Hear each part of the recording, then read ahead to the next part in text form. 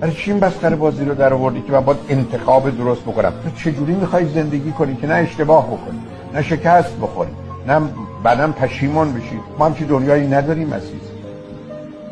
رنج این بی تصمیمی و این دودلی که بیشتر به تو آسیب میزنه تا انتخاب غلط.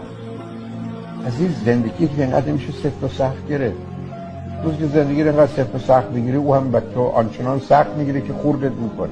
دنیا که من تو وقتی میده همینجوری همه چیز رو چک کنی. برای چی این بستر بازی رو در آوردی که من باید انتخاب درست بکنم؟ تو چجوری میخوای زندگی کنی که نه اشتباه بکنی، نه شکست بخوری، نه بعدم پشیمان بشی؟ ما همچین دنیایی نداریم عزیز.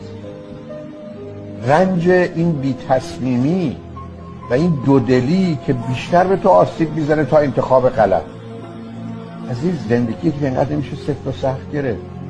روز که زندگی رو اینقدر سفت و سخت میگیری، او هم